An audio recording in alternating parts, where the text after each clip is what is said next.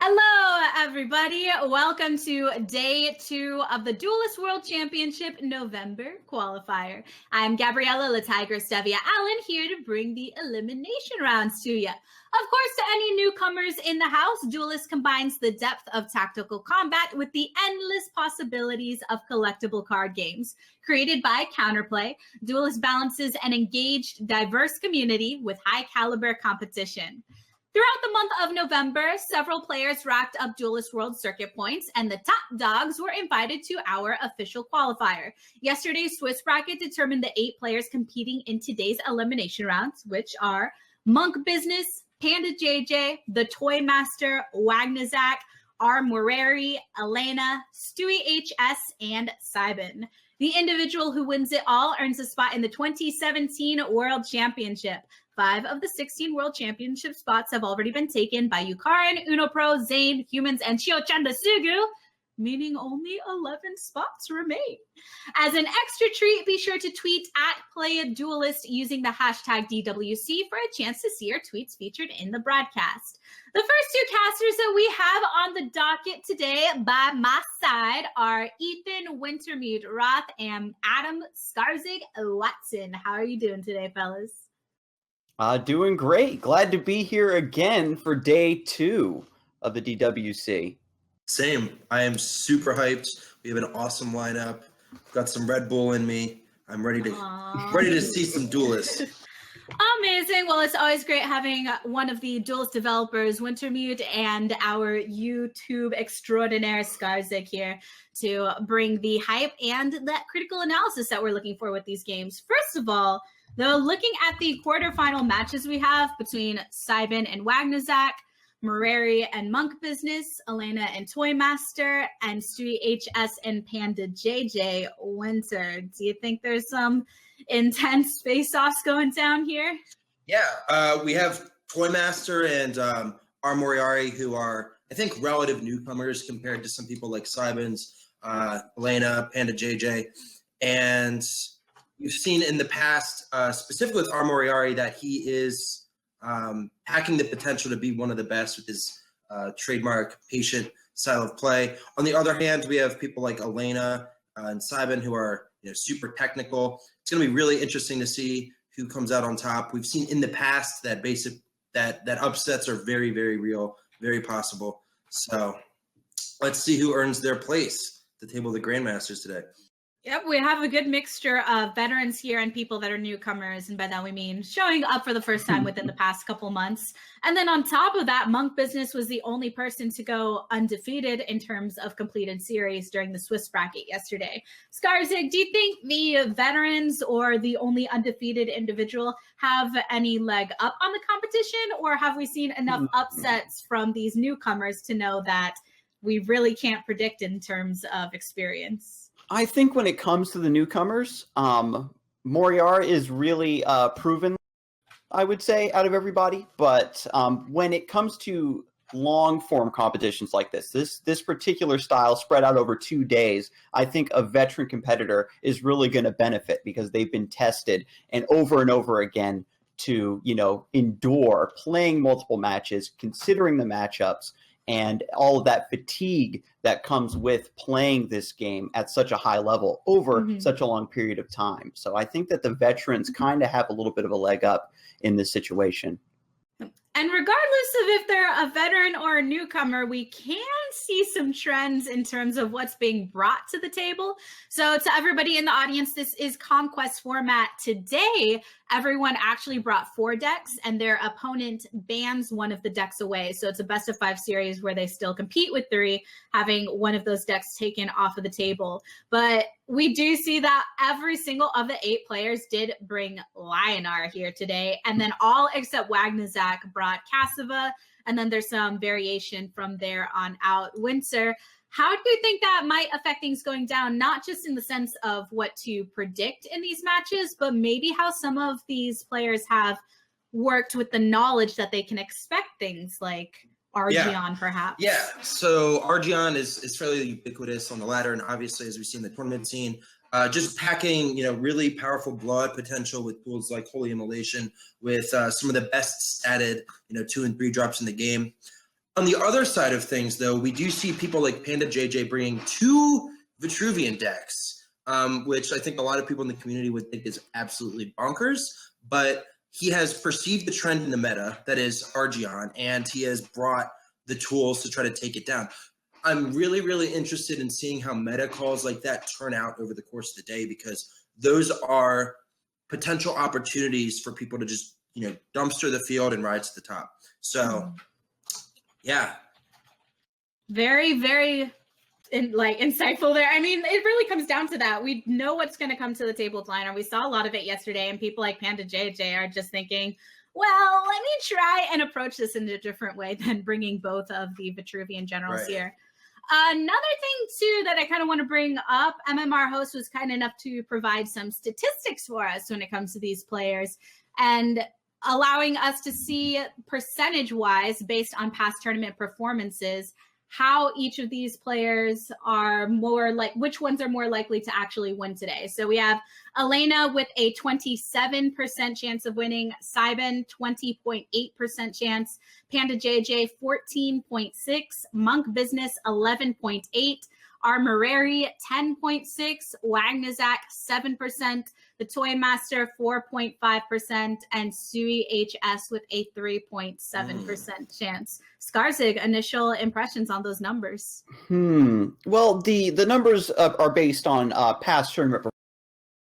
So we've seen it time and time again where some newcomers just come out of left field and just rocket to the top. So I'll take those numbers with a grain of salt, but it's definitely a good starting point if you are going to be placing your bets on our tournament here today. It's good to have this information in the back pocket. And wasn't Morari, a poker player before, crunching the numbers? Maybe we have some other number crunchers out there in the audience that might find this kind of thing useful. Speaking of which, we are starting off with a quarterfinal match, and that quarterfinal match is between StewieHS and PandaJJ. Stewie is bringing Argion, Cassiva, Vath, and Faye. PandaJJ has Argion, Cassiva, Saj, and Xerix, but Stewie's Vath has been banned away, and PandaJJ's Cassiva has been banned away. Remember, everybody in the audience, we do want to hear your predictions, so make sure you share those with us in the Twitch chat with hashtag STEWin for StewieHS or hashtag PANWin for PandaJJ. But Winter, you were talking earlier about how PandaJJ has brought both of these Vitruvian decks as an answer to Argion. Do you think that's going to play a heavy role within this matchup? Oh, certainly. It's going to play a heavy role because it's either going to be very effective or very ineffective. And because he is bringing 2 Vitruvian decks, his ability to perform well in this series is going to come down to how those decks perform ultimately. So yeah, I think this is a wonderful way to start the day off with some potential innovation, with some off-color picks. I can't wait. Yeah. And we have gotten the heads up that he brought these to the table really hoping to work against the current meta. Now, Skarzig, do you think there's a potential downside to that? While it is clearly targeting things he's definitely going to run into, does it kind of pigeonhole him in a way that leaves him with less versatility? It would be one thing if he brought just the one Vitruvian list, but PandaJJ has really doubled down on this, taking down Argion. And I think that because Argion has such a he goes pretty much 50-50 with a lot of the decks in the meta right now. And by basically taking that, quote unquote, free win off of the table for his opponent, he gets to extend the set, right, and outplay them in other ways. Argion is very straightforward, very easy to pick up and play. Once you have your experience, you get into those higher levels and nuances of Argion. But the other factions, right, take a bit more specialization, a bit more thinking outside of the box. So taking away Argion not only is going away against the meta, he's also taking away a comfortable pick from his opponent, right? Having something to hard counter their comfort zone. Fair enough. And it looks like in game number 1, it is PandaJJ with Argion, and Stewie will be rocking the Fae Bay. But Winter, you will have the honors of making our first official prediction for today. So in this best of 5 series, who wins? So I got 2 in a row correct yesterday, right? This is true. You are 2-0. All right, gotta keep it going, lads and ladies. Pressure. All right, you know what? PandaJJ, best of 5, right? Yeah. 3-2. All right, 3-2's a very safe estimate. Considering that 3 of the 4 games yesterday went all the way to the 5th game, I would say you're pretty correct in assuming that. What about you, Skarzig? Well, I do favor PandaJJ. Really impressed me yesterday with the reverse sweep, and I want him to advance in this bracket because I need Elena to get that salty run back. So I know that he is going to come. I know that he is going to come forward on this, but I think it's going to be a 3-0 because Stewie's throwing out the Fae right now, and that's probably his best answer to Xerix at this moment. So we'll see if Panda can crush that and then keep it going. All right. Well, predictions are locked in. 3-2 on the side of Winter and a 3-0 on the side of Skarzig. So let's go ahead and hop into our first game of the day. PandaJJ on side number 1 with Argion. StewieHS on side number 2 with Faye. Don't forget to make your predictions in chat. Hashtag STEWin or hashtag PANWin. Let's hop into the action. So going into the action here, PandaJJ has the Sunwisp to open up with. Do you think that he should just play this turn 1, just draw his card, or do you replace, maybe get a slightly better 2-drop? Because having the 2 options is, really good, right? That's something you just want to keep. You get to see a little more of your deck before you replace if you play the Sunwisp first. However, I really think that playing for the board early against Vanar is extremely important, especially if they're packing infiltrate shenanigans. So I might have replaced one of the immolations there. But clearly he has other things in mind. And that's another thing too, is Faye almost always runs Blood Tier. And look how far behind you are now. Your opponent has a 1-5, drawing them cards. They have a 2-1. They have all this trade potential. They have all this board presence. And you don't have anything. Now, Lionar do have the potential to make, slow, holy immolation plays and things like that to come back. But this Tempest is going to come in handy too. I don't know. What do you think? Yeah, the Tempest, I think, would be interesting here. PandaJJ most likely wants to hold on. Vanar, especially early in the game like this, plays a lot of really small minions. They rely on Blood Tier, and we're seeing the Sojourner because they need to jockey, right, for board position, not necessarily board dominance the way Lionar does. They just want to get bodies on the board to kind of block you in, and so they can take control of the center and make their infiltrate game that much more effective. So let's talk about these off. So we have Aspect of the Drake, and we have Solarius and Decimate. I'm really digging that. The Decimate, I think. We saw a little bit of it yesterday, and it didn't really come into play. I'm not sure exactly what the Decimate is teched for. Probably Cassiva. You could take out a Stray, Kaleno. But, I'm pretty sure PandaJJ is packing the Circle of Life. So I think it's just going to be one of those really unexpected blowout cards. Sundrop. Okay, so PandaJJ with a very, very this is an extremely heavy list we saw yesterday, actually, from PandaJJ. It's super greedy, and if he can take this to the late game, he's just going to outvalue his opponent with Grandmaster Xer. The greediest deck will win in the late game, absolutely. And now, to flip it back to the Aspect of the Drake, that kind of clues me in that Stewie might be running a sort of like a bursty OTK variant. Aspect of the Drake allows you to bring a threat that you have hanging in the back and then swing it right in for that finisher. It's also, against Lionar, you can get some value out of it using it as a removal spell because it does turn anything into a 4/4. Sometimes that's better than what it originally was, right? If it's like a Iron Cliff or something, you can deal with a 4/4 more easily. Cranky Panda has actually been running around on the ladder with the list that has 2 Aspect of the Drakes, sometimes using it early just to sort of swing the board, because that 4/4 flyer can make very unexpected plays. You're not playing around your opponent's ability to just turn one of their things into a 4/4 and fly it at you. So some interesting options there. However, the Frostburn, which I think was pulled out of the Elkian, has done some work here, clearing the board. Sojourner, not getting any value yet. Hand's pretty full, so that's not the biggest deal. And Panda is sort of looking at his hand, wondering what he's going to do next turn. Yeah, the Frostburn is huge against Lionar because their strongest like Windblade Adept and Azurite Lion, the Frostburn's going to clean those up nicely. Lionar loves to have things stick, and they love to flood the board. And so Frostburn helps you soften those up. It takes out a lot of the really threatening things in their 2-drops, and then the rest of the things like Silverguard Knight get softened up nicely so your minions can trade into them. And now StewieHS coming in here and establishing, again, this control where he's boxing PandaJJ onto his side of the board. Yeah, I mean, Decimate does do something here, but you're sort of hoping to get more out of it, right? You like your opponent to commit to a board a little more heavily. Just playing the Windblade feels so bad. Mm-hmm. All right, you know what? He's going to Decimate. I expect he'll retake the middle of the map and just punch and heal up. Not, the most amazing play. You're neutralizing the board, but your opponent has the initiative. Yeah, he's resetting things here, but at least he's able to perhaps start to make his way to the other side of the board, get away from those infiltrate plays. Perhaps if he wants to take a bit more damage on the nose, he could drop the Solarius down and fish a bit. We saw StewieHS actually realizing that PandaJJ was taking things so slow that he had the Sojourner waiting in the back. He didn't need it to draw him cards. So it was really interesting to have that threat sitting there for a couple turns. Yeah, and perhaps he was like preserving it for some weird aspect plays.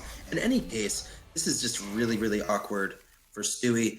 I mean, this immolation does do something. It's not totally worthless. I mean, Stewie can clear this Windblade up on board.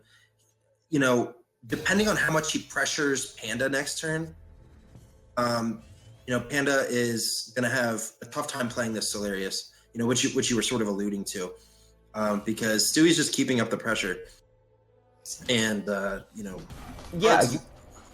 if you you're going to have to martyrdom this Sunsteel.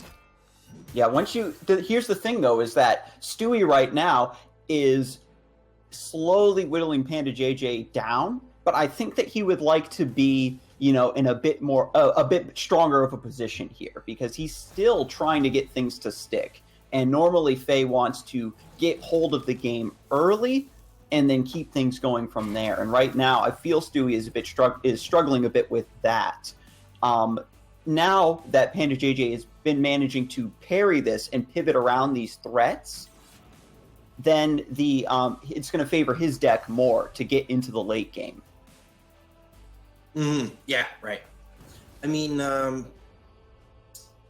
this is fine. Yeah. So, like you're saying, if Panda can stabilize and get this Solarius out and just start, putting on the Grandmaster Zir. Yeah, exactly. Grandmaster Zir, probably the worst card in his deck in this matchup, in a sense, because of aspect of the Fox. So many ways. Aspect of the Drake, aspect of the Fox, Chromatic Cold. There are just so many ways to punish somebody for playing it. It is still a huge body, though. Mm-hmm. Here's the thing, too, is that Stewie, we see in his hand, he's got 2 aspects of the Fox. He's got the Chromatic Cold, but only a Snow Chaser to follow up alongside this pressure. There's no threats coming down from Stewie, and that's the faltering point of this deck, is that he has a lot of answers, and his early pressure wasn't strong enough, even though Panda had a very weak opening with the Sunwisp. Yeah, he wasn't able to snowball that into the place where Faye wants to be. Yeah, absolutely on the nose there. Unable to convert that early dominance into a compelling route to victory. And now, Panda's deck is going to have the chance to shine. Solarius going to draw some cards. I expect to see an aspect. Oh my God! This is exactly what you want, right? Because Faye has the chance to just create distance and burn you down with Warbird. That 2 damage a turn. They're coming up on 9 mana right now, but Solarius is going to draw some answers. It's going to draw some more threats, and Grandmaster Zir essentially is going to eat a removal or, in a sense, heal for 12. So PandaJJ can just live through Warbird. If enough distance is created, if Arclight Regalia comes down in these next couple turns, then Warbird is neutralized. I mean, you really want to see some big threats off of this. Oh my God! He drew 3. He has 3 Grandmaster Zirs in the deck, and they're all in his hand. Okay, so there are. Whew. And he can take this nice and slow, right? Because he can just play one this. after He the can other. play one Zier. I don't care if it becomes a fox. Play another Zier. I don't care if that becomes a fox. So for everyone in the chat who doesn't know what that card does, if you die, it becomes your general. It's a 5/12. So you can keep playing them back to back.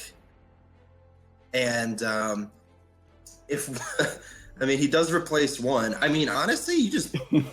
I mean, yeah, he can just close the distance now because Grandmaster Zier is such a strong body in its own right. And StewieHS has not developed any other threats. Those Sunsteel defenders were dealt with so cleanly, right? He only had that Snow Chaser waiting on board. Oh my gosh. I mean, and here's the thing. This Solarius is still online.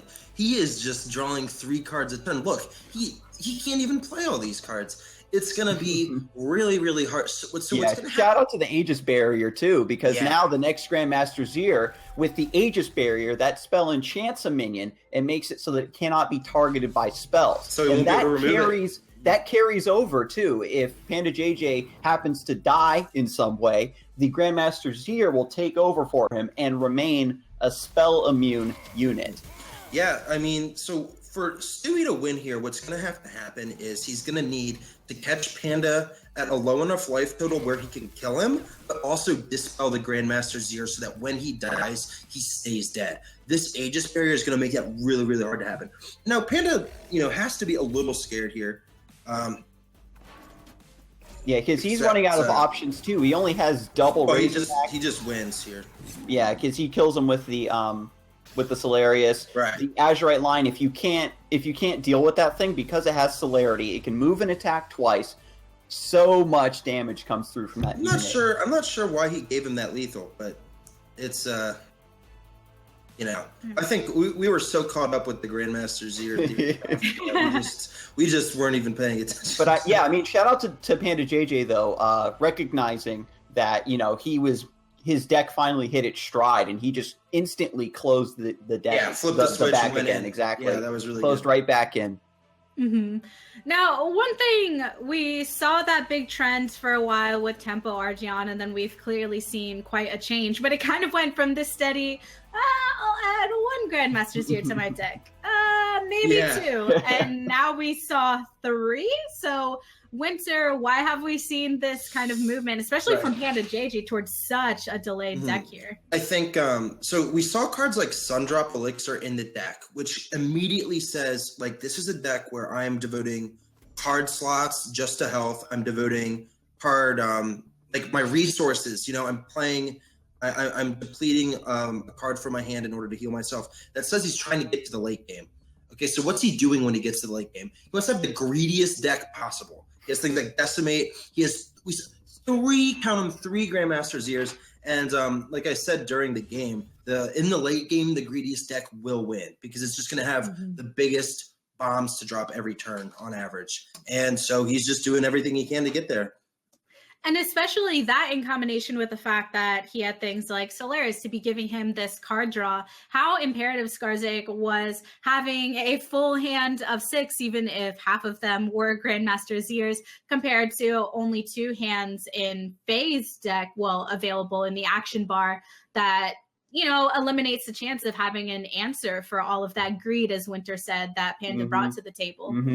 Card draw is so effective for slower decks like this, right? Because you normally have to spend so many resources just keeping up with your opponent trying to kill you. Eventually you get starved out. And so Solarius, and we saw Sunwisp too, being able to refill your hand and just keep going into the late game is so strong, because you don't want to run out of answers playing a deck like that. And that's what Solarius brings to the table. You back off, you take some damage to your face, right, to protect the Solarius for a turn. And then once you draw more cards, you get your Tempest, your Circle of Life, your Sundrop Elixirs, right? And then you just keep the game going from there. Very smart include for this greedy list. Exactly. And as Winter said, quoting him during that match, he has so many cards in hand and he can't even play them all. It's a pretty great position to be in. Yeah, options are really, really good for the control deck. And now in game number 2, because PandaJJ no longer has to worry about Argion, Stewie is actually trading out for Cassava here, and PandaJJ is bringing Saj to the table. Winter, with a deck that is so clearly teched against Argion, do you think there are some things that can carry over to this Cassava matchup? It really depends on, I mean, there's so many different ways you could build this Saj deck. If it's just focused on counteracting early aggression and establishing a foothold on board, it's really going to come down to Stewie's willingness to try to fight in the middle versus back off. If Stewie kites PandaJJ around, Panda might have some issues. If Stewie tries to stand his ground and fight, unless he has like a really compelling opener, he might lose that battle to tools like Falcius. So, it's really going to come down to that, as well as what Panda actually chose to bring. I have no idea what he's packing in the Saj deck. Well, let's go ahead and find out then with PandaJJ on the starting side, rocking the Saj. StewieHS on side number 2 with Cassava. Don't forget to share hashtag STEWin or hashtag PANWin in the chat so that we can share your predictions throughout the broadcast. You can also tweet at PlayDuelyst with the hashtag DWC to see your tweets featured in the broadcast later on. But here we go, game number 2. And so getting into this match, I saw a little bit of Panda yesterday where he was able to play it into an Argion list, cast Dominate Will on an Ironcliff Guardian, basically did what the deck was meant to do and swung things. But look at this super strong opening from Stewie. Yeah. I mean, Spectral Blade isn't like super ideal here. You are concerned about the mini jacks. Ooze having the potential to put a tile underneath the mini jacks is nice.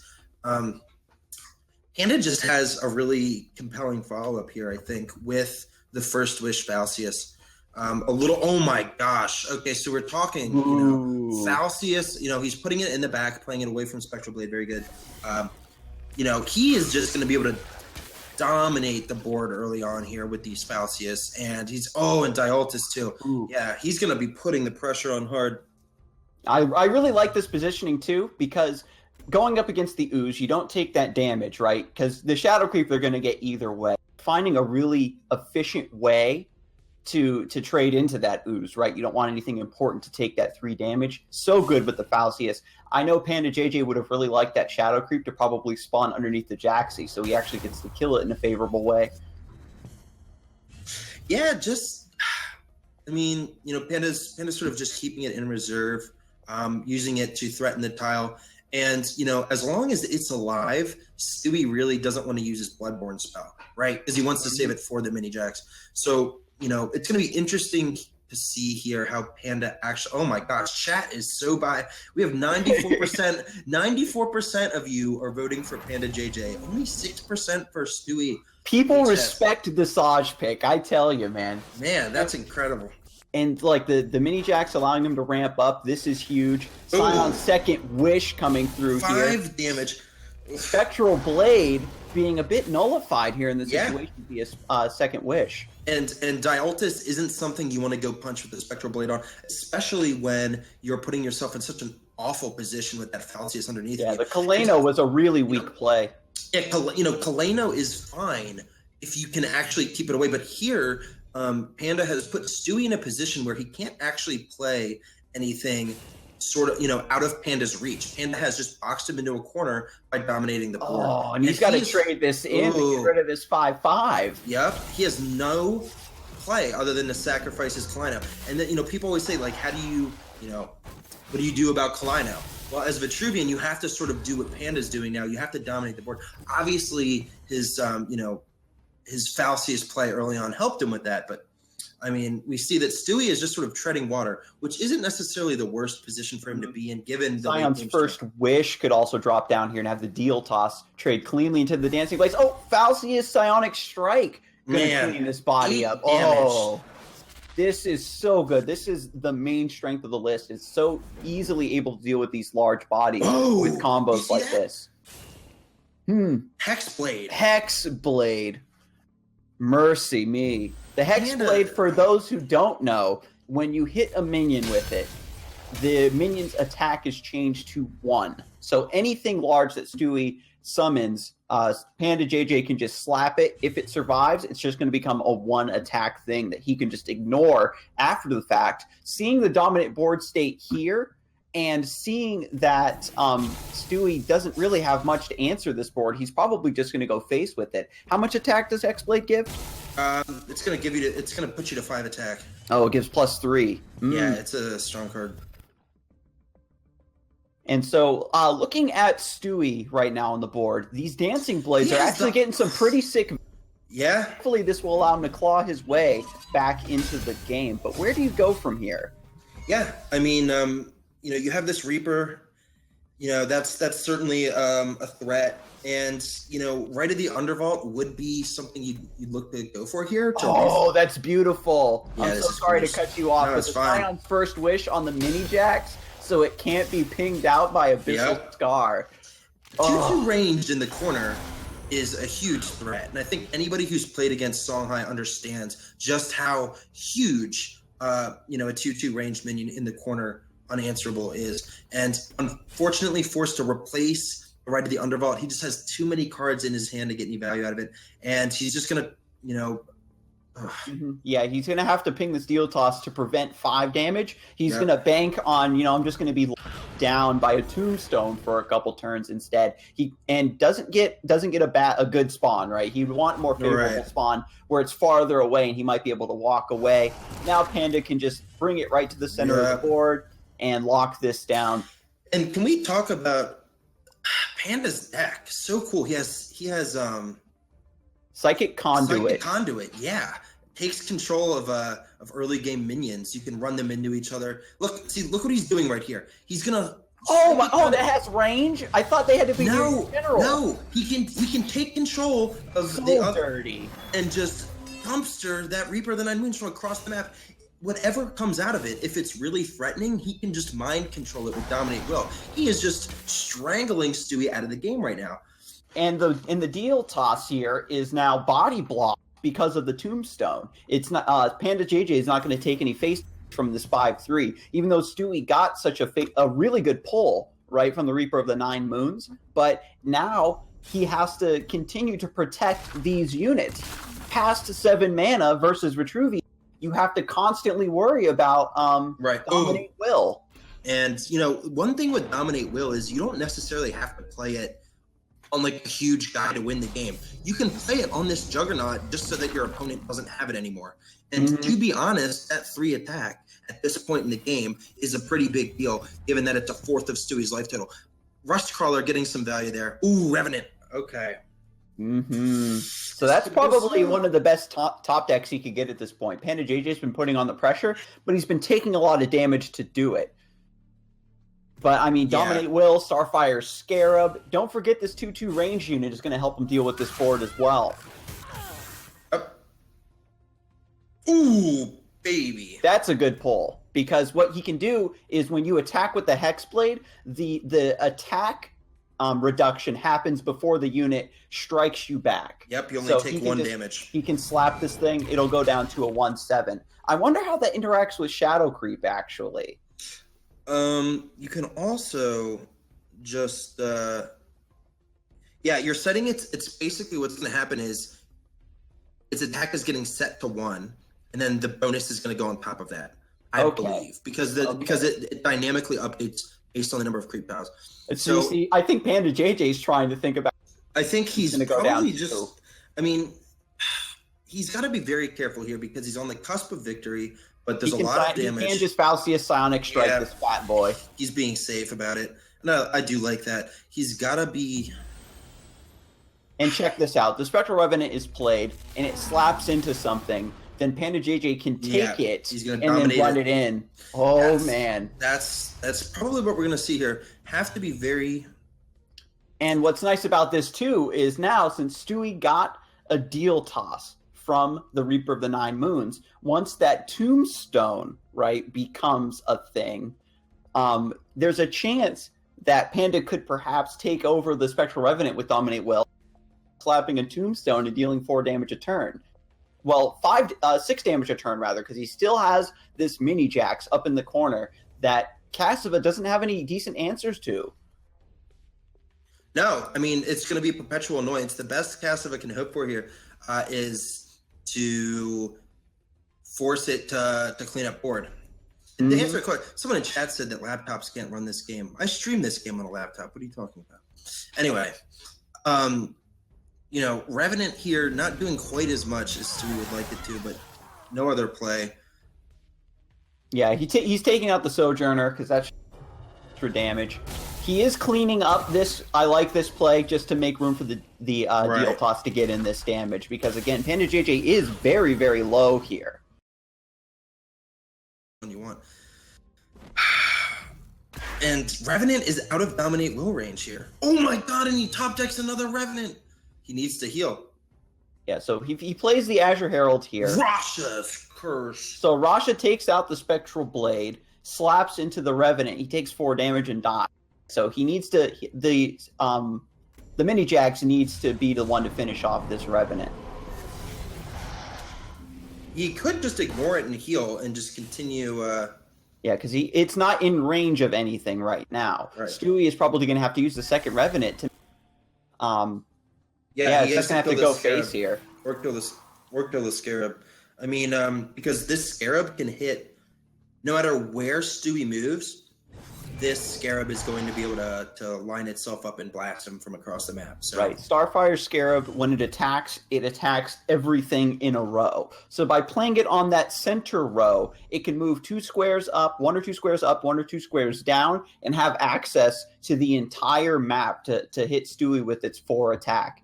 If Panda replaces into a Scion's First Wish or a Scion's Second Wish, then that's going to be additional attack to come across. It's actually going to be game if he. Oh, never mind.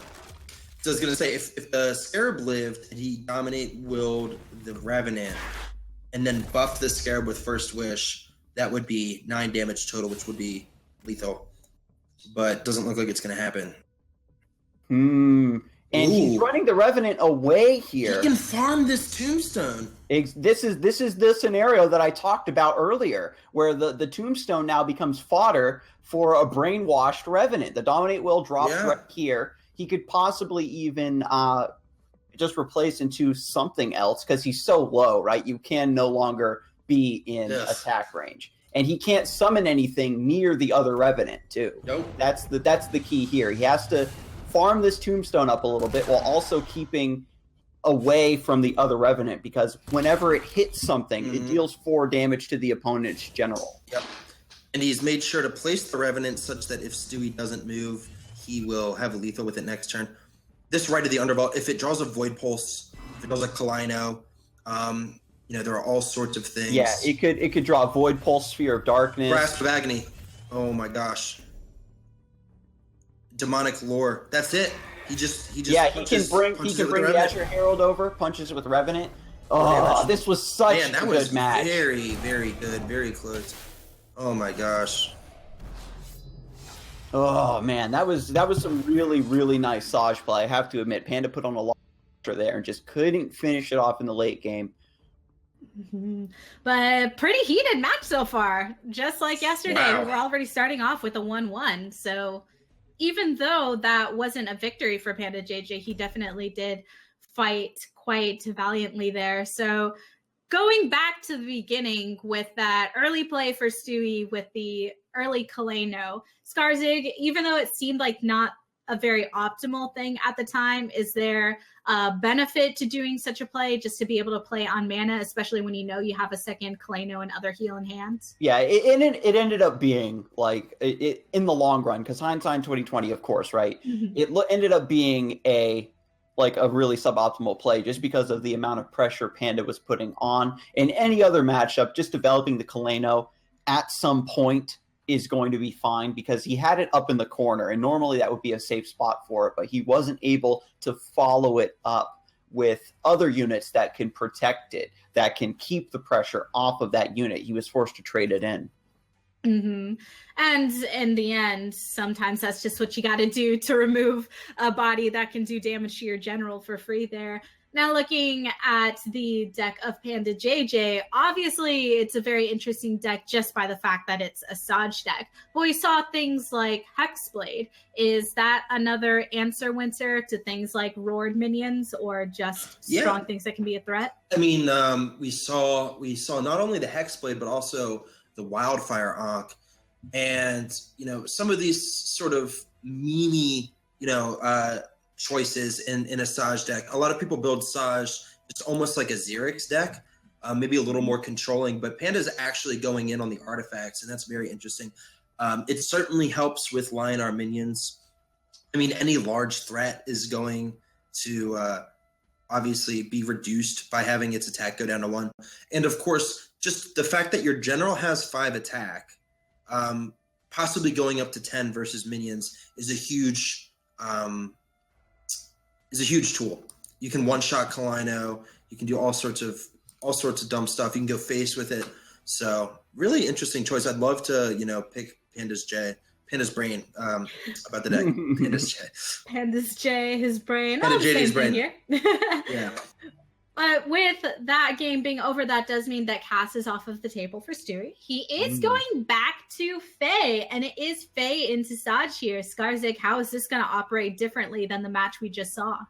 Now, this is sort of, in my opinion, the same as the line where Faye has a lot of single target answers, but if he can follow up with pressure, that's going to be the thing, because we see that PandaJJ has the tools to really be deadly in the late game. He just took a bunch of really collateral damage, right, getting the pressure that he needed. So I think that this might be a bit more favorable for Faye, because PandaJJ is going to be taking a lot more damage while throwing down these single target threats. And also, being that the series is 1-1, that means it's not going to be a 3-0 for PandaJJ, as you predicted, Skarzig. Looking a little more on the favorable sides for Winter, which I know Winter's really wanting to be 3-0. He is the prophet. Let's go. More on the line here, just then determining who exits this quarterfinal. It's not about who goes to Worlds. It's about who predicts the most series correctly. Right. That's what we're all here for. So let's find out if it's going to go to 5 games, if Stewie's going to take it, if Panda's going to take it in game number 3. Let's continue. So hopping in here, another aspect of this matchup is that Saj doesn't really have a lot of good targets to hit with Dominate Will, so that takes a lot of power away from this match. Yeah, I mean, I expect that there are only 2 Dominate Wills in the deck. It's not the huge. I don't know if it takes a huge amount out, because you can just replace it. But yeah, I mean, it's certainly not every card's going to be appropriate for every matchup. And you did mention that Dominate Will, you don't necessarily need to get a big target. You just need to get the right one. Yeah. I mean, taking stealing a Duelyst, or like even just like a Razorback late game that was going to kill you and now isn't, and is now something that your opponent has to deal with, might be enough. Falcius, just what a card. This is really good here too, because again, taking out the Azure Herald as a one, generally very hard to remove in one shot like this, and you end up using a lot more resources on it than you would like, since it's just a 2-drop. Chat saying, it's gone from 6 to 9%. So 91% of you are in favor of Panda taking the series. The other 9%, Stewie. Let's see what happens. I do like how Panda put the Falcius in the back there, playing around General Punch plus Blood Tier, really looking to preserve board. Very, very important for Vitruvian. Always has been. Respecting that now. Yeah, because you get the Falcius, right? And now, in a position like this, it forces Stewie into an awkward spot, because now he wants to take this mana tile, right? And he's forced into this position where, okay, now the Snow Chaser has to die for free. There's a chance that PandaJJ could do something tricky here to get this Sunsteel cleared by sacrificing the Falcius into it. Yeah, I don't know. I mean, you could just walk away at this point, right? You could, yeah. There's nothing that's like forcing you to go toe to toe with this beefy guy here. First Wish, looking for options. See what he gets. Yeah, because we don't see PandaJJ running Entropic Decay in this deck. Which would be a clean answer. Yeah, he's choosing rather to replace removal with just overwhelming pressure instead. You don't need to remove your opponent's threats if you can place down bigger threats that they want to deal with instead. And I mean, minions are a resource, right? They're damage on the table. You know, unlike let's say Magic, where you don't get to choose what attacks what, you can do that in Duelyst. You can use your creatures as a removal tool. So, you know, playing for the board, very, very important. And looking to just develop this Duelyst here, get a little bit of an army going on. And the other thing, too, about this matchup is that PandaJJ's already seen this Duelyst in action. And this is why he's willing to take his time. He knows that Stewie wants to try to vie for early control, but in the long run, there wasn't that much like pressure coming out from it. So if PandaJJ just backs off, develops a board, this is something that we saw from Armorary, right? You just back off, get a bunch of minions developed, and force your opponent to come to you. And then you just overwhelm them with your forces.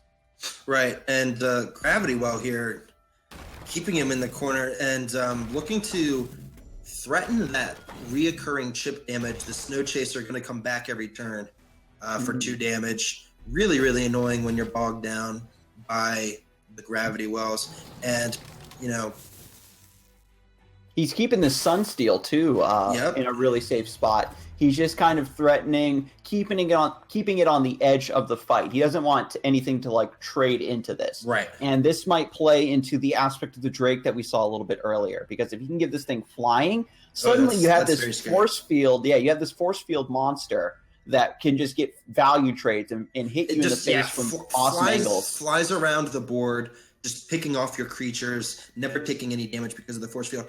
You know, Panda with all the cards in the world, but not the breathing room to play them. You know, these buff cards aren't really doing much. The blast, you know, from this position, not really doing too much for you. Kind of a waste. You're sort of looking to, I think, make a play for the Scarab in the corner, maybe next turn, depending on what you're getting out of this first wish. Let's see what he draws.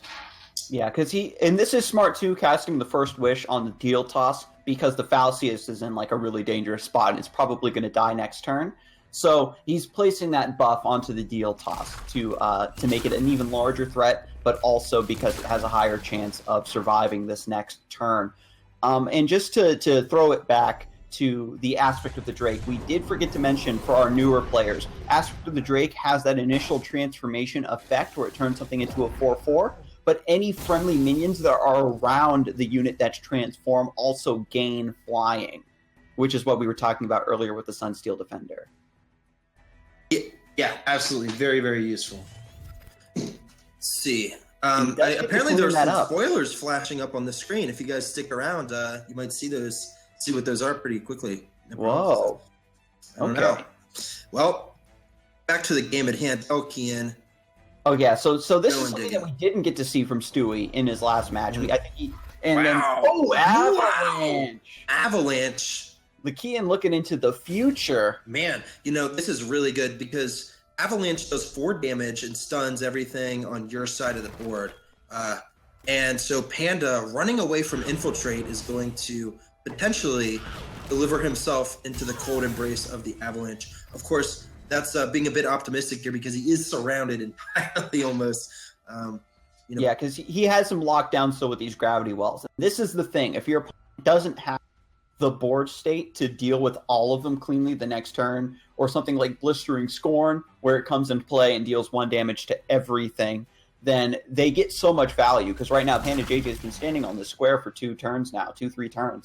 And once Faye's on top of you, she gets to dictate, again, as you were pointing out, what trades into what. Mm-hmm. Yeah.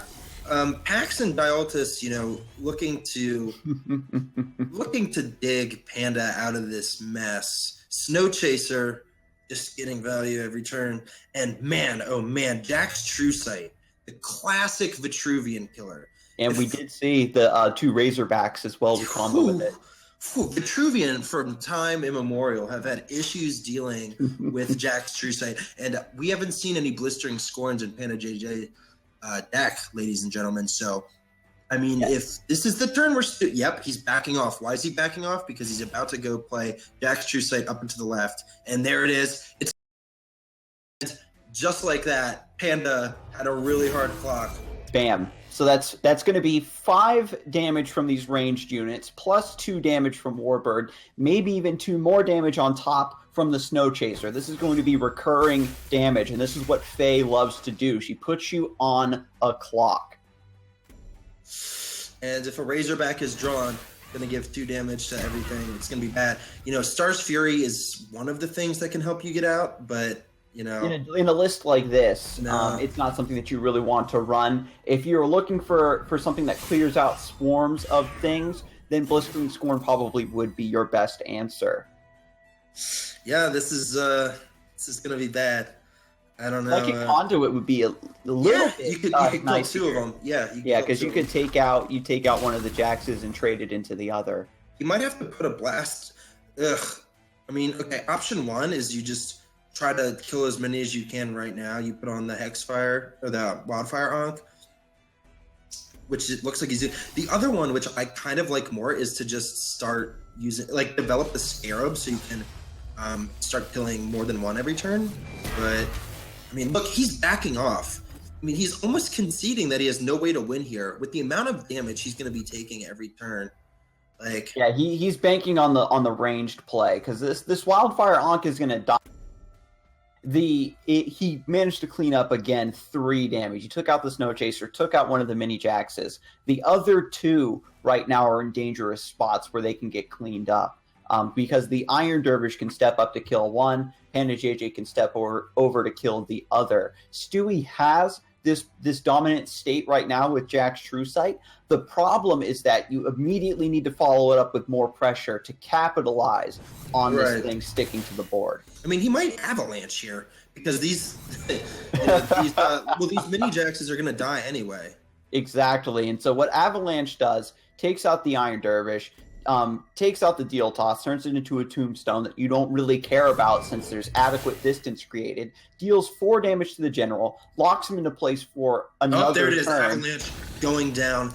Oh, that's like Decimate. That card that it's just you see it so little that nobody expects it. Blown out when it hits you, and I mean Panda, is gonna die to the damage from the Bloodborne spell and these ranged guys every turn, and Aspect of the Fox on a heart or on a one of these 1-drops, and the game too. I mean, Panda's just dead next turn. Yeah, he doesn't have any way to clean up, right? These 2 ranged minions, get the Snow Chaser out of the way. The Warbird is going to be dealing 2 damage a turn regardless. So he's locked down severely here. Avalanche is just brutal. Oh, demoralizing. Man. Just, my gosh. Ouchie, ouchie, ouchie. Wow. I mean, it's not, it's always been considered like one of those meme cards that you don't want to mess with because it will destroy you. When it goes off, it goes off. If a good Avalanche hits you, you're just done because all your stuff dies. It gets stunned. You can't go anywhere. And you just get beat to death. Mm-hmm. Man, what a game. One thing too, not just Avalanche, but you have a lot of cards within Vanar that are all about infiltrate, and then you have Avalanche that's kind of the opposite. And how does that then, Winter, even though it was a pull from Elkian, how does that affect Saj and PandaJJ then, knowing that I don't know where to position properly where I'm not vulnerable? I mean, it'll certainly mess with it. Now he doesn't have to play the Vanar deck anymore and play against it because it won. And obviously, he didn't know that there was going to be an Avalanche coming until it happened. So I would say that normally you're not like, okay, I've got to run away from the Snow Chasers, but I got to play around Avalanche too. No, normally you're just like, I got to get out of infiltrate. Maybe there's an opportunity there for people to cheese wins out with like a 1-of Avalanche in their decks or something. But normally you're not playing around the Avalanche. Though it is certainly, as we saw, an awesome card under the right circumstances. Yeah, especially considering that you don't see it very often. That surprise factor really works with cards like that. Now, one thing too, we saw yesterday this Saj deck going against Argion where it got pinned against the right wall really early, but worked just fine when it was pinned down. What was different, Skarzig, this time around where Saj was pinned down against the bottom part of the map, but wasn't able to combat Faye in the same way that she was able to combat Argion yesterday? What it was is that the gravity wells were really hard to deal with and boxed her up for a few turns. The Dominate Will, again, is what saved PandaJJ in that other match where he was locked in against Argion, because you take that huge provoke body. And with Faye, she's using small provokes and just has other smaller bodies chipping away at you. And again, the Dominate Will rescued him in that situation. But when it's reversed and you're sort of in the same boat, but there's not that huge unit for Dominate Will to steal and have you flip things around, was the downfall of that situation. Well, I know only 9% of the Twitch chat had voted for Stewie, but he's actually up 2-1 right now. Yeah, has to be feeling somewhat confident. Yeah, if Stewie wins this game, he's gonna 3-1 Panda. Which and that will be the outcome that nobody saw coming. That nobody saw coming except for that mere 9%. So we'll have to see how things change in chat from here on. Make sure that you share your predictions with STE win or PAN win. But we have in game number 4, Stewie on the starting side with Argion. PandaJJ still bringing the Saj, but this is the matchup that he has been waiting for. So I'm sure we have some real action coming down right now. All right, so this is the matchup Panda's deck has been waiting for. This is where we presumably get to see it do its thing. Yeah, this deck, again, you cast Dominate Will on such a large target, and then you just go from there, right? It just gets you such huge value. Argion, again, loves throwing down big threats, but can't deal with big threats very well when they're turned against them. PandaJJ got very, very close in that Kasaba matchup, and I think that a deck like this really shows that it's designed to counter one thing, but if you get, you get your cake and you eat it too, where you get to take a win off of another deck, then that's all the better. But now, with his ability to play into his favorable matchup, we'll see how this plays out. And one thing here is that Stewie can only play Lionar, so theoretically, Panda could do almost like a reverse sweep here if he just farms Lionar with his 2 Vitruvian decks. And risking a Divine Bond here, but fairly confident that this is a tempo variant, not running it. Good call by Panda. And you just have to take that calculated risk sometimes. You can't deal with every single body that Lionar has all the time. Yeah, it's gonna be interesting here because in the deal toss, so they're both going to be relying on these stones, right? And this is sort of what yesterday, where PandaJJ was just locked down in the corner. He was under so much pressure, he just had to back off. Fortunately, Saj with Psionic Strike can actually deal a lot of damage to these tombstones to get them cleared out fairly quickly. Yeah. Oh, you're totally correct. And look at Panda's board here. A 4/8 Sojourner that can't be damaged by the enemy general, and a Faustius versus 20 stats worth of provoke. Pretty goofy already, right? Like, if you would come into this game a few months ago when Divine Bond was so big, and you saw a snapshot of this board state, you'd say, who gave the Lionar player all these tombstones? Oh my god. That is 30 toughness lined up here in the stair-step formation. Yeah, he's playing around Holy Immolation, right? Because only be hit.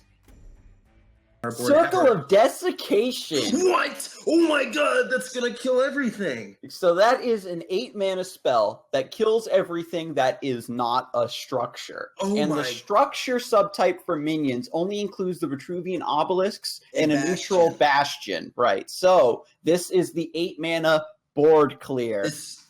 This is unprecedented. I've never seen that card played in a tournament. Oh man, so this could get some enormous value, but check this out. Blade plus Sonic Strike to clear out that Ironcliff Guardian. Literally he doesn't want it destroys on the board. He doesn't want it to damage any of his other minions. These tombstones don't have any attack, and they can be hit with Roar, Argion's Bloodborne spell, to come up to 2 attack and start chipping away at this Sojourner. So, yeah, I mean, Stewie's going to find his board presence quickly, withered away here by all of this power. Lasting Judgment, turning the Tombstone into a 3/7. Ooh, I really like that play. Lasting Judgment typically functions more as a removal spell, right? Because it takes away 3 HP from a minion. So if it's like a 2/3 or a 3/3 or a 4/3, it just outright kills it. But he's using it this way, which is more inventive, to swap that around and turn the Tombstone, which normally isn't very threatening. It just locks you down into something that actually can mix it up in the fray. And for those who don't know what it does, it gives something +3, -3. So really, really interesting to see that happen in an offensive manner.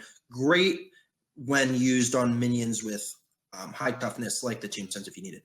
In any case, Stewie's a little concerned here because he's only got these, sort of feeble provokers standing between him and Panda. And it doesn't look like he's going to have an answer for this Starfire Scarab. And oh man, that is really clean because he has access again to develop the Starfire Scarab on that center row. So this Scarab is going to be able to move up or down to shoot anything, no matter where it's played. Oh, so now this puts Stewie in a huge predicament because he just backed off. He created space, and he just got punished for it. Now he has to reclose that distance, taking damage from the Starfire Scarab the entire time. Liner doesn't have the ranged removal to deal with this. We haven't seen any Sunbloom. If he doesn't have a Sunbloom, he's probably just going to lose here because, Panda is just he's going to be hitting anything he wants for 4 every turn. He's going to play Amara Healer and just, his general can go face for 5. This is looking really grim for Stewie. Stewie, recognizing this, is trying to flip the switch as soon as possible. Just get rid of this Hexblade, get rid of the 3/3, and hope that it doesn't get too much worse than this. Yeah, he's going to try to smork this out. Oh, man. What he's trying to do here is play the Azurite line to say, oh, we're going to hit this thing. No, he's forcing PandaJJ to actually take this 2 damage in the face, and then the Starfire Scarab gets to hit instead. And if ever Stewie manages to place a threat, Panda can just mind control it with Dominate Will. Oh my god, so do we get to see this matchup now 3 times in a row? And just look at this, the battle plan is just coming together perfectly so beautifully, for PandaJJ right now. And then the Azure Herald. Oh, it's over. He's just going to mind control this Ironcliff Guardian, and I bet you Stewie concedes on the spot. I mean, there's just nothing you can do about this board. Yeah, he doesn't have enough options in hand to even deal with the 3/10, the 4/6 hitting him. Even if Stewie was running Circle of Life, the Starfire Scarab would live through that. And he gets the Roared Ironcliff Guardian, no less. Bam. Bye-bye. I mean, there's just Dominate Will. Oh, that's right. So Chat reminded me about Sky Burial. Sky Burial would have killed that Scarab. Yeah, Sky Burial. Sky Burial is a mana-efficient response to it. But nonetheless, as soon as Stewie saw that Dominate Will animation, he thought, oh, okay. This is because there's a chance too, that he could have been maybe running Martyrdoms or something in this deck, and then that's another way to answer the Scarab. But when Saj, gets a heal, because Vitruvian doesn't have a lot of reliable on-demand healing. We saw the Azure Herald, but a Mara Healer, you drop it down and you have to wait. Is this going to heal me? Right, exactly. It has to die for it to have that full effect there. One thing that Skarzig had mentioned was the fact that Stewie was punished for backing up there. So, Winter, do you agree that by making that space available was a bit anti-Argion there? Not only anti-Argion, but when you're playing against a control Saj deck, you're expecting to see things like Scarab, and you're basically putting yourself in a position given that you're not running Martyrdom, or at least we didn't see any. You're not running Sunbloom, at least we didn't see any, where you say to your opponent, okay, if you have Scarab, you just win automatically. And so putting yourself in a position where your opponent, if they're running threats you expect them to run, wins the game automatically, that's not ideal.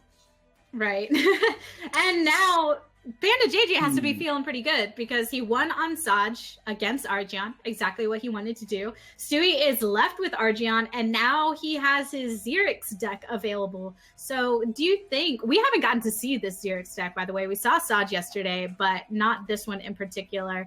Do you think, Skarzig, that we'll see a lot of the same components as we did in the Saj deck, or is there going to be some variation just because of the general strengths available to Xerix? Yeah, Xerix, here's the thing, is Xerix cannot deal with the large threats as easily as Saj can because of Psionic Strike, that lack of Psionic Strike. So we might see a more mid-rangey list topped off with the Dominate Wills, because that's the true coup de grace, right, for this deck, is the Dominate Will taking something really important from Argion.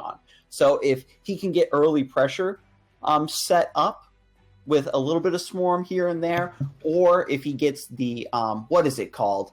The Inner Oasis to trigger on a lot of bodies, it gives +3 to everything. That's also something that Lion-R can't deal with very well outside of like a really lucky Holy Immolation. But if you position your units correctly, then you just have these fat guys now that can get value trades all over the place. Indeed. Well, we are soon going to hop into game number 5. Just a moment while we take care of a couple of issues. So we'll be back. Don't go anywhere. And then we will see game number 5 and 2. Hey guys, sorry about that. Just fixing up a few things. As you saw, Trinity Oath, I wonder what that does. Going into the game here, wow, okay, Stewie does have Sunblooms. Man, he was just really unlucky last game. Oh, that really that's really so that explains then why Stewie decided to create that distance. Yep. Yes. Like we were saying, he did that knowing it's not ideal to put. Yeah, I mean, okay. It's not like he backed off while the Scarab was out and then said, please God, give me Sunbloom, right? It was like, you don't have an answer for the threat that hasn't occurred yet. You're putting yourself in a position where you need it. Slow, turning this is into an Iron Cliff. This is what happened, that infamous game we were talking about where Saj was backed into the corner and got bailed out by Dominate Will. Slow let Elena ramp into Iron Cliff super early against PandaJJ. And so now we're going to see how this goes down. Entropic Decay. I had just got done talking about how Xerix doesn't have clean answers for large bodies.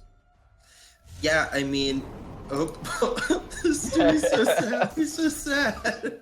I mean, he did spend quite a bit of tempo dealing with that. But I mean, if you can force your opponent to 1-for-1 you immediately, or just get demolished otherwise, that's like not a bad game plan.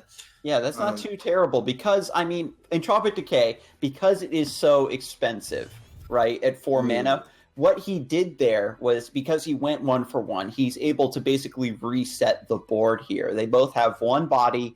PandaJJ has the Sojourner that will draw him some cards, hopefully, and then maybe he can pull ahead of StewieHS that way, playing a longer game. Stewie looking here probably to develop this Windblade. Feels really bad about using the Lasting Judgment on it. He might have to do that to clear it out. He could attack the Sojourner and then Lasting Judgment. He just doesn't have, like, let's look at the hands here. Stewie with some answers, some awkward answers, right? You need a creature for Immolation. You only have one and you're about to play it. It's probably going to die.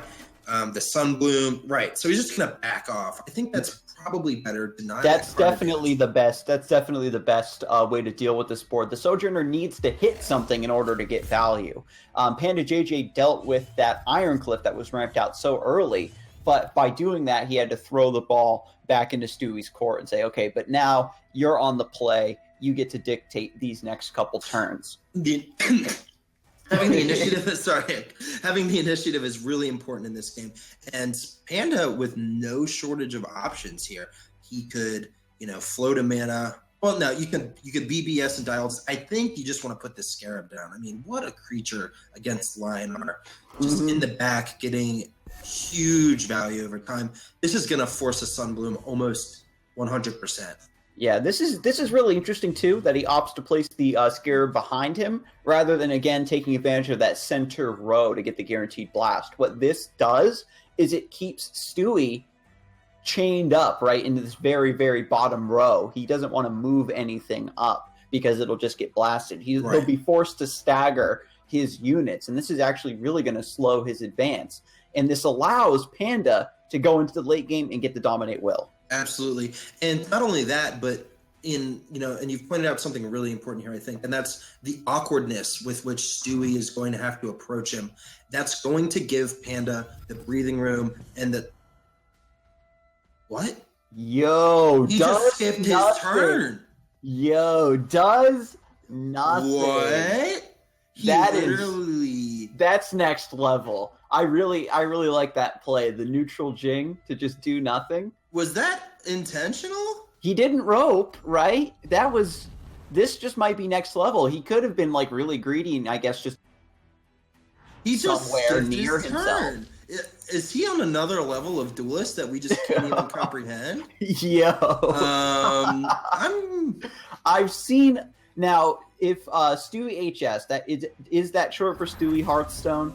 Because we've seen coming from that game, I can understand because in that sort of game, there are situations, there are board states where passing your turn is the proper way to do it. I've never seen that happen in Duelyst. I've never seen a board state where that's the play. And Panda is just going to be super duper content to develop these crazy value minions.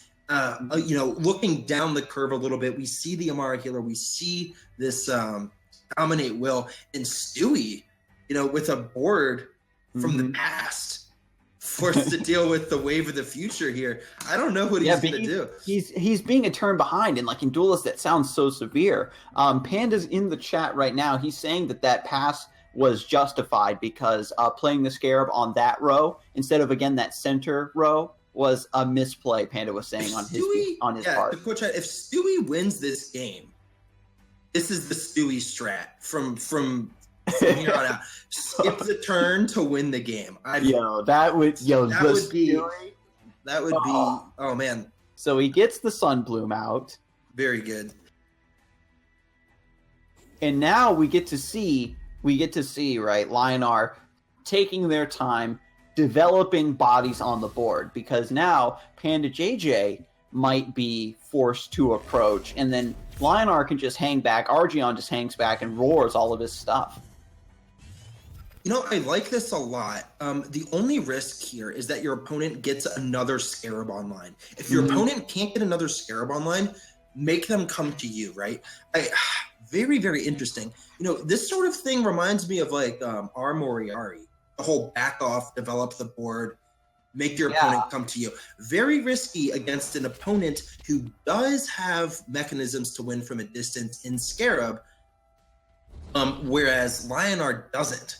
He doesn't have any cards in his deck that he can win from really distance. hard for Argion to force the approach outside of the quote-unquote inevitability of war, like making something huge.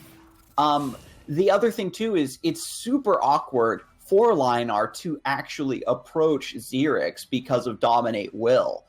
They don't have a lot of out-of-hand stuff to burst you down. He's going to have to move so many bodies, right, across the map that whichever one of them takes that initial brunt of damage and gets hit with the Dominate Will can just get cleaned up as a traitor by the rest. And another thing here is that going on the 9 mana, if Panda does sort of take the bait and move forward, any misplaced units, any hole in his positioning, Stewie can tactically nuke with the combination of an airdropped Ironcliff and the Holy Immolation, and turn this into a route.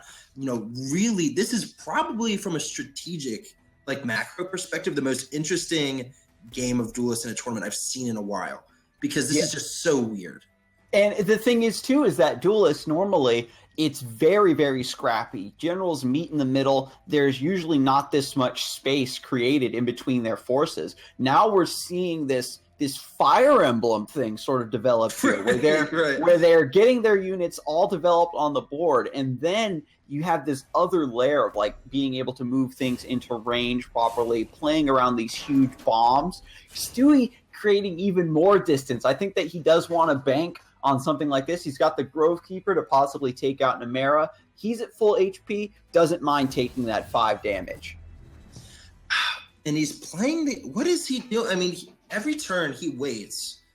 I think he's baiting him. He's like, "Do you want to hit this with Dominate Will?" But you know what Panda has? Do you think he has Circle of Desiccation in this deck too? Oh man, that's right. We saw it in the Saj deck. That could just that could be a game changer. Would that be good though? Because I feel like Panda with the 2 deal toss, it would leave him with tombstones at least. But when you just have 2 big provokes, like it doesn't give you enough value after the desiccation. That would be more if things get really sour and he falls behind. You see that? He's playing an Amara Healer behind him in case of another airdrop. That Amara Healer is like 5 turns away from doing anything to Stewie. Like very, very interesting here.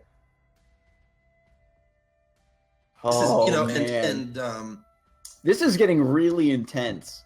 This is really going to come down to Scarab. We're gonna have this knife fight going on. Here we go. The first offensive. This is like World War I trench warfare. both sides just like massing their forces until the strike. Okay, so he gets a really nice hit there. Gets face damage from the general. Takes out the deal toss. The Saber Spine. The Tiger gets to survive too and soften up these tombstones. And they're playing around Decimate, both of them. This is so funny. Just like surgical strike with the Tiger and then retreat. There is some. Again, the roar is giving Stewie this inevitability because whatever up by a huge hit, something with 7 or 9 attack. Yeah, theoretically, he could just keep roaring a creature over and over. I mean, this is like a daily challenge or something. This is so bizarre. I don't mean to keep saying it over and over, but when have we seen, a game play out like this strategically? Look at the wall. He's gonna start moving this forward. This is like that scene in A New Hope where they're in the trash compactor and the walls are just closing in. As this Vitruvian force just like marches forward with all these high health minions.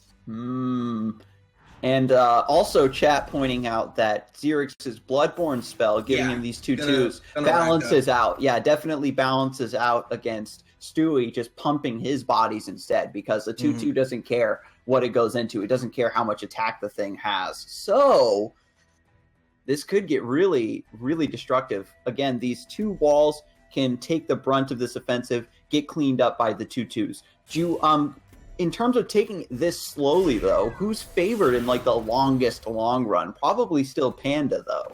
Right. I think in terms of options, like Panda just has so many more cards in hand. He has Dispel, he has Burst, he has the Dominate Will, he has the Scion's Second Wish, that I'm favoring him on that level. But, I mean, we're going to see a very huge pivot here as this Iron Cliff is brought to bear. Takes out the Amara Healer with the Grove Keeper. The Grove Keeper is in a spot where these Iron Dervishes now have to trade into it. The Starfire Scarab isn't in the right spot. And it does have Frenzy. And this Iron Clip is going to kill whatever it connects with at this point. Except for the Tombstone. But Dominate Will, very, very relevant here. So Scarab doing some work there. Oh, I see. Yeah, it moves up and takes out the Grove Keeper. Right, that was a mistake on my part. So he does value. Here's the thing. Keeping these 2/2s alive, and now the Dominate Will coming through. Wow. And nice just like trade. That, the Iron Cliff turns traitor. And Panda says, "Thanks for roaring that one up for me." Ooh, Scion's Second Wish on the Tombstone. And just like that, Stewie is left with nothing but a lone Windblade Adept. What a swing! Wow. Oh my God, that was a huge play from PandaJJ there to clean up that Grove Keeper and then steal the Ironcliff Guardian. Yeah, Oh so wow. that is going to be well played. Yep. There's no way to recover from a board like that. Not Yep. outside of Decimate or something like that. Man, oh man. So with everything said and done, after going to game number 5 of this series, PandaJJ does pull the victory over StewieHS, meaning Winter. You are currently 3-0 with your predictions. How does it feel? 3-0. What's up? That feels pretty good. It feels pretty good to be correct all of the time. No, I'm just I'm just kidding. That last match was so cool. It was something we don't really see a lot of. To have the players back off and build up forces before they close in, rather than relying on the tempo generated by, the instant value, right? That instant gratification to carry them through and close out the game.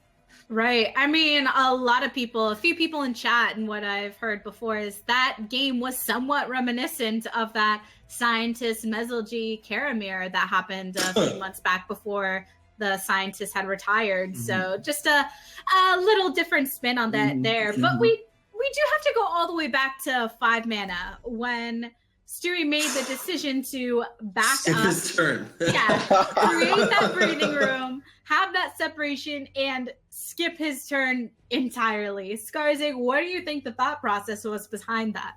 The reason that he skipped his turn, in my opinion, was because the Scarab being placed one above the center row didn't have access to move 2 down and then blast it, right? That bottom row wasn't immediately threatened, and because there wasn't really much else for him to do besides just drop the Ironcliff, right, just to develop it and spend his mana, he was able to skip the turn, and it ended up being where he was able to hold on to it. Winter had said that he was holding on to it perhaps for an Ironcliff Holy Immolation play, like a tactical airstrike. And I think that at that point in the game, Stewie recognized that he could slow it down and wait for a play like that to possibly become an option. And one thing too, Stewie did a decent job early on of being very aware of the fact that Dominant Will was a thing and that it was being run by PandaJJ. But then in the end ended up marching his Ironcliff forth that had been roared. So why do you think, Winter, he had done that after fighting so hard against that card? Did he eventually just decide he had to take his chances? Oh, when he flipped the switch and started advancing? Yeah, I mean, it's a very curious question because he had committed so heavily to this macro line of play where he backed off and started developing his forces that I have trouble believing that he sort of got cold feet and decided no, that's not what I want to do. I actually want to attack now. I think that he just decided that was the moment to go for it because of the disparity in the number of cards he and his opponent had in hand. His options were somewhat limited. I guess he figured that was the time. If he was going to act, it had to be then, and I just want to, taking a step back, props to PandaJJ. He brought 2 Vitruvian decks, I think the least brought faction in the entire tournament brought 2 Vitruvian decks and just farmed Lionar with it, farmed the top deck with these Vitruvian decks, showing us the potential of a astute meta call, running cards like Hexblade, Dominate Will. Very, very interesting games of Duelyst. Yeah, really nice there. He's clearly sticking to his guns here, and looking at the generals that I've brought, he's actually the only one of the 8 to bring any Vitruvian. So it's not just something unlikely to be seen, it's something we won't see outside of PandaJJ matches. As interesting and unique as that game was for game number 5, Skarzig, do you think that we could see some of those stylistic choices in the future, or was this just an anomaly that we'll see once in a blue moon in the tournament scene? I think that right now, because of the format especially, a strategy like this is very, very favorable. Well, I would say more favorable than normally it would be. to bring Vitruvians to counter the top deck. Normally, as the tournament scene develops, this is what you see, the rock, paper, scissors. You get the top meta deck, the deck that counters that, and then the third deck that has an okay matchup that can get wins here and there off of those other two. And so with Argion and Faye and Cassava, being in the meta, and then Faye ends up being like that third deck that just kind of has decent matchups against everybody, because Voth throws his hat in the ring and then like really blows up the meta, right? Because it's so hard to have things that have good matchups against everything. And everybody right now, I think, is playing it a bit too safe, right? They want to play everything that has good matchups against everybody. But now PandaJJ flipping the switch and taking something that has a really, really strong matchup against one. Mm-hmm. Do you think, Winter, that some people might tap into this strategy, being that we saw the Saj deck yesterday? So it's not unlikely for players to have went into this knowing that they would be going into. I mean, that's one of the cool things about watching a tournament is you come away from it with your mind brimming full of ideas. And I think, I certainly expect that, some, intrepid duelists are going to hop onto the ladder after the stream ends and, try out some Saj and Xerix decks. Fair enough. Well, that does do it for our quarterfinal match between StewieHS and PandaJJ. After that 5-game series, that means PandaJJ is moving on to the semifinals. Next up, we will have our first semifinal series, which is between Cybin, who is bringing Argion, Cass, Vath, and Faye, and our Morieri, who is bringing Argion, Cass, Faye, and Lilith. Go ahead and share your predictions with us in the Twitch chat using hashtag RMOWin or hashtag SIBWin. Don't forget to take this time to enter the giveaway as well. That link is already provided by Nightbot in the chat. But we will see you in a few for series number 2.